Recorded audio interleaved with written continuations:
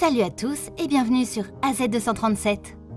Cela pourrait ressembler à des romans d'amour ou à des films ringards, mais la réalité est que si vous avez de l'amour, vous pouvez surmonter beaucoup de choses.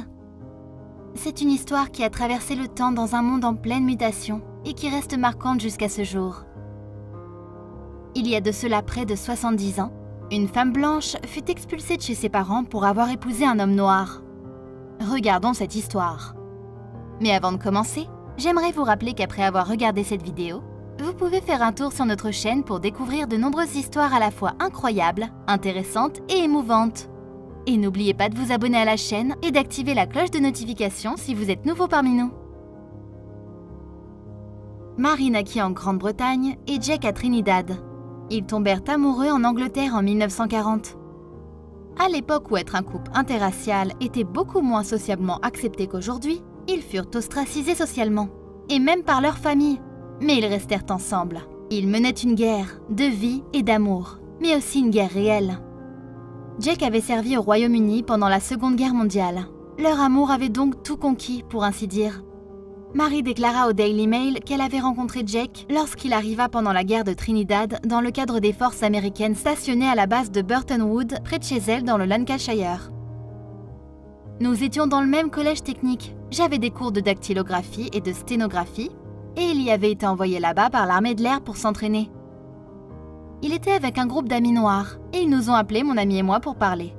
Nous ne savions même pas qu'il parlait anglais, mais Jack et moi avons discuté. Il m'a cité Shakespeare que j'adorais. Quelques semaines plus tard, le couple alla pique-niquer avec des amis, mais fut repéré par une dame qui passait à vélo, 2 filles anglaises avec un groupe d'hommes noirs.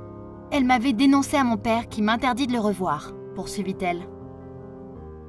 Mais comme le destin l'avait prévu, ils se rencontrèrent à nouveau. Une fois la guerre terminée, Jack dut laisser Mary derrière lui et retourna à Trinidad. Mais les deux s'envoyaient des lettres d'amour pendant leur séparation et finalement il réalisa qu'il avait besoin d'être avec Mary. Il retourna au Royaume-Uni quelques années plus tard et lui demanda de devenir sa femme. Il m'a demandé de l'épouser, tout à fait à l'improviste, alors que je n'avais que 19 ans, se souvint Mary.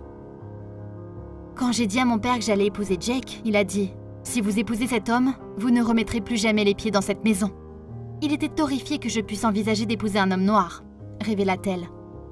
Mon père m'a jeté dehors, et je suis partie avec une seule petite valise. Aucune famille ne vint à notre mariage au bureau d'enregistrement en 1948. Les premières années de notre mariage à Birmingham furent un enfer. Je pleurais tous les jours et je mangeais à peine, poursuivit-elle.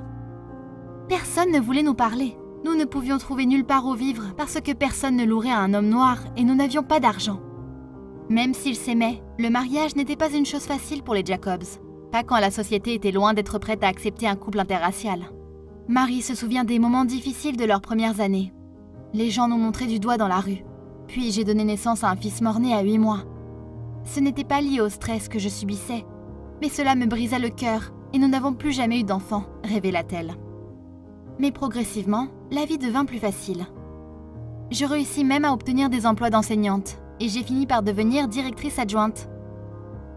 Jack travailla d'abord dans une usine, puis pour la poste, dit-elle.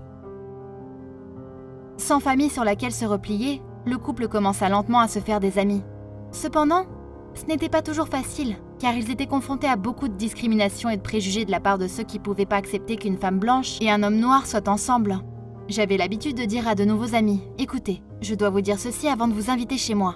Mon mari est noir. » Le plus douloureux de tout, c'était de n'avoir jamais eu l'approbation de mon père, même après tant d'années. Mon père est mort quand j'avais 30 ans, et bien que nous nous soyons réconciliés à ce moment-là, il n'avait jamais accepté Jake, révéla-t-elle. Il y a quelques années, Mary et Jake célébrèrent leur 70e anniversaire de mariage. Je me sens si chanceux d'avoir rencontré et épousé Mary, mais cela m'attriste de ne pas avoir été accepté par la société. Aujourd'hui, les jeunes noirs n'ont aucune idée de ce que c'était d'être noir à cette époque-là. Quand je suis arrivée au Royaume-Uni, j'étais victime d'abus tous les jours.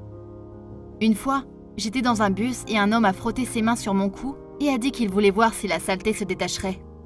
Et à l'époque, vous ne pouviez pas travailler dans un bureau, parce qu'avec un homme noir dans un bureau, les filles blanches n'étaient pas en sécurité, déclara Jack.